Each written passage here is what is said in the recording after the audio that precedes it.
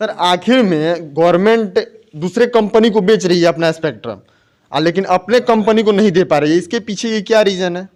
नहीं, इसके पीछे रीज़न मैं नहीं बता सकता हूं कि इसके पीछे क्या रीज़न है।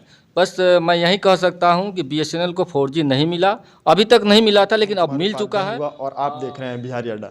अभी हम मोतिहारी जिला में हैं, बीएसएनएल के ऑफिस में हैं। हम सोचे क्यों ना बीएसएनएल के ऑफिस में ही चल के बात कर लिया जाए, आखिर में बीएसएनएल की ये दुर्दशा क्यों हो गई है। आखिर में जिस कंपनी के पीछे इतना लोग भाग रहे थे, 2-2 घंटा 4-4 घंटा लाइन में लग के, सब ये सोच रहे थे कि काश मेरे भी हाथ में बीएसएनएल का एक सिम होता, सब इसी के पीछे भाग रहे थे। लेकिन आजकल स्टॉल लगा के फ्री में सिम दिया जा रहा है जियो का, तब भी कोई लेने को तैयार नहीं है। तो उसी विषय पे हम चर्चा करेंगे। आज मोतिहारी जिला में हैं, हम बीएसएनएल का ऑफिस में ही हैं, तो कुछ अधिकारी हैं बीएसएनएल के जिनसे हम बात करेंगे आखिर में ये दुर्दशा बीएसएनएल की क्यों हुई। सर बहुत स्वागत है हमारे आपके चैनल बिहारी अड्डा में। सर आपका शुभ नाम? जी, विकास कुमार मिश्रा। सर जिस सिम को लेने के लिए लोग 2-2 घंटा 4-4 घंटा लाइन में लगते थे कि काश मेरे हाथ में एक बीएसएनएल का सिम होता, लेकिन आज वही सिम को रोड पे स्टॉल लगा के फ्री में दिया जा रहा है, लेकिन लोग लेने को तैयार नहीं है। तो इसके पीछे क्या मतलब क्या वजह रही जो बीएसएनएल की यह दुर्दशा हो गई? देखिए, इसके पीछे जो आप दुर्दशा की बात कह रहे हैं, वो पॉलिसी मेकर जो होता है मैनेजमेंट, मैं पॉलिसी मेकर मानता हूं। और सबसे पहली बात कि आज के डेट में बीएसएनएल जो है पूरा वॉल्यूम जो है वो 2G पे डिपेंडेंसी है। और आज के डेट में मार्केट में जो लोगों को चाहिए वो डाटा चाहिए, तो डाटा के लिए 4G होना मिनिमम आवश्यक है, और 4G बीएसएनएल के पास है नहीं। सरकार चाहती है कि बीएसएनएल जो है वो देशी स्वनिर्मित जो 4G स्पेक्ट्रम है उसका इक्विपमेंट्स बीएसएनएल अपने सारे इंफ्रा जितने भी बीटीएस हैं उसमें लगाए, और इस पे अग्रतर काफ़ी हद तक काफ़ी आगे हम लोग हैं, और संभवतः मार्च अप्रैल तक ये हमारा 4G स्वदेशी लॉन्च हो जाएगा। सर अभी लोग इस देश में 4G से मतलब 4G के स्पीड से संतुष्ट नहीं है, लेकिन उस दौर में बीएसएनएल 2G पे काम करे, ये कहाँ तक सही है? देखिए, इसके बारे में मैं विशेष तो नहीं कह सकता, अधिकृत भी नहीं हूँ, लेकिन चूंकि हमारे पास 2G पे ही सारी मीडिया हमारी अभी चल रही हैं, और 2G के ही लिए हमारा बना हुआ है मोबाइल देने के, लोगों के पास जितने भी मोबाइल अभी चल रहे हैं, खासकर मोतिहारी ज़िले की मैं बात कर लूँ, फिर भी इसमें हम लोग अभी वाईमैक्स के स्पेक्ट्रम पे 3G दे रहे हैं, ये चल रहा है, लेकिन ये लिमिटेड है। हमारे जैसे मोतिहारी शहर में चलता है, ये चकिया चलता है, रक्सौल के अंदर हमारा 3G चलता है। 4G का जो मापदंड है वो अभी हम स्पीड अधिकृत रूप से दे नहीं पा रहे हैं, जिसकी वजह से हमारे कस्टमर कम हैं, और कस्टमर के अंदर जो नाराज़गी है स्वाभाविक है। आज तो हमारा सोशल मीडिया, इस दौर में 4G से लोग संतुष्ट नहीं पा रहे हैं, आखिर में वो बीएसएनएल 2G 3G पे काम करिए तो लोग तो दुखी होंगे ना। हाँ, निश्चित तौर पे पब्लिक को तो आज के दौर का नेटवर्क चाहिए। और मैं 4G क्यों 5G की बात अब आप कहें तो मैं तो चाहूँगा, और मेरी मांग भी होगी मैनेजमेंट से कि इस 5G पे हम विचार करें। आपने मांग की बात की तो हम एक आपसे क्वेश्चन करेंगे, जो सरकार दूसरे कंपनी को, प्राइवेट टेलीकॉम कंपनी को 4G स्पेक्ट्रम बेच रही है, लेकिन अपने कंपनी जो भारत सरकार की कंपनी है बीएसएनएल, उसको 4G स्पेक्ट्रम अभी तक नहीं मिला, आखिर क्यों?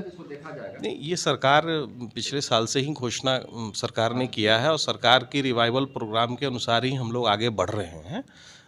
4G पिछले साल होना था, लेकिन चूंकि कोरोना पीरियड था तो हमारे निविदा कॉरपोरेट स्तर पे वो नहीं हो पाए, लेकिन अभी ITI वगैरह जो देसी कंपनी है वो ले चुकी हैं, और संभवतः बहुत जल्द हम लोग इसको लागू भी करेंगे पूरे पैन इंडिया बेसिस पे पूरे देश में। कब तक उम्मीद किया जा सकता है, जो कब तक बीएसएनएल अपना 4G लॉन्च कर देगी? देखिए, जैसे हम लोगों की बात होती है, साहब की भी बात होती है, डेटा तैयार हो रहा है चारों, यहाँ से भी पूरे डेटा गई है कि 4G कहाँ कहाँ हमको टावर 4G का अपग्रेडेशन करना है, और संभवतः जून जुलाई तक ये अधिकृत रूप से पूरे भारत में आ जाएगा। मोतिहारी में भी आपको जून जुलाई तक चारों तरफ 4G आ जाएगा। आइए सर से भी कुछ हम क्विक रिएक्शन लेंगे। सर आखिर इस विषय में क्या बात करते हैं? सर बहुत बहुत स्वागत है हमारे चैनल बिहारी अड्डा में। धन्यवाद। सर आपका शुभ नाम? हरेंद्र कुमार। सर इस दौर में लोग 4G से संतुष्ट नहीं हो पा रहे हैं, लेकिन वहीं बीएसएनएल 2G और 3G पे काम कर रही है। बीएसएनएल को 4G मिलना चाहिए था कि नहीं? क्योंकि बहुत पहले और सब कंपनी चला रही है 4G, तो बीएसएनएल को भी मिलना चाहिए था कि नहीं? बिल्कुल, मैं आपके इस बात से सहमत हूँ, बीएसएनएल को भी 4G मिलना चाहिए था, लेकिन ये गवर्नमेंट पॉलिसी कहिए, गवर्नमेंट पॉलिसी के अंतर्गत मुझे या बीएसएनएल को चीज़ नहीं दिया गया। लेकिन अभी वर्तमान में जहाँ तक हमको जानकारी है और कि 4G का हम लोग को अपना स्वदेशी इक्विपमेंट करीब करीब तैयार है और उसका टेस्टिंग भी हो चुका है। जून जुलाई तक संभवतः 4G पूरे भारत में, एवं अपना मोतिहारी में भी हम उम्मीद करते हैं कि जून जुलाई तक 4G हम लोग 4G कनेक्शन दे पाएंगे। सर आखिर में गवर्नमेंट दूसरे कंपनी को बेच रही है अपना स्पेक्ट्रम, लेकिन अपने कंपनी को नहीं दे पा रही है, इसके पीछे ये क्या रीज़न है? नहीं, इसके पीछे रीज़न मैं नहीं बता सकता हूं कि इसके पीछे क्या रीज़न है। बस मैं यही कह सकता हूं कि बीएसएनएल को 4G नहीं मिला, अभी तक नहीं मिला था, लेकिन अब मिल चुका है। और इस साल से मतलब 2022 से हम लोग 4G सर्विस सारे कस्टमर को हम लोग देना शुरू कर देंगे। सर अभी 4G सर्विस नहीं मिल रहा है, लेकिन तब भी सिम पे 4G लिखा हुआ आ रहा है। 4G इसलिए लिखा आ रहा है कि हमारा 4G का प्लानिंग हो चुका है। बहुत सारे जगह पर 4G के टावर 3G के स्पेक्ट्रम पर ही 4G टावर हमारे काम कर रहे हैं। उदाहरण के लिए ये बेतिया शहर में हमारा 4G का सर्विसेज है।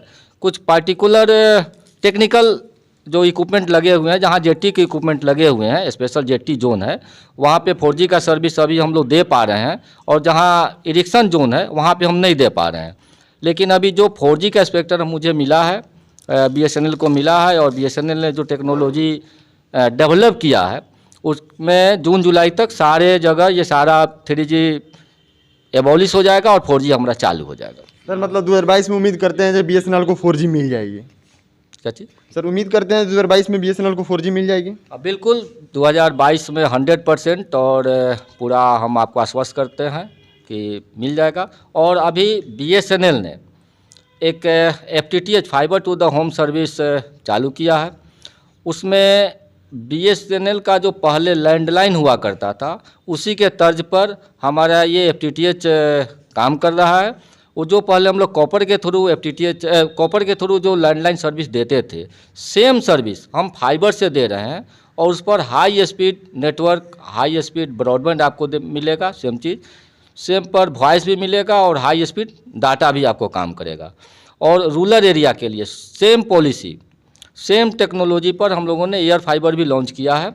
जो जहाँ पर रिमोट एरिया है, जहाँ पे हम फाइबर नहीं पहुँचा पाते हैं या अभी तक पहुँचा पाए हैं, वहाँ पे एयर फाइबर के थ्रू हम सर्विस दे रहे हैं। सर बहुत बहुत धन्यवाद हमारे टीम के साथ जुड़ने के लिए। धन्यवाद।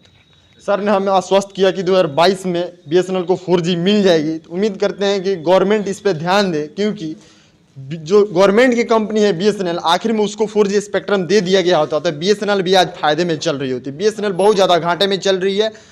बहुत बहुत धन्यवाद आपका। मैं शुभम कुमार उपाध्याय, आप देख रहे थे बिहारी अड्डा। बहुत बहुत धन्यवाद।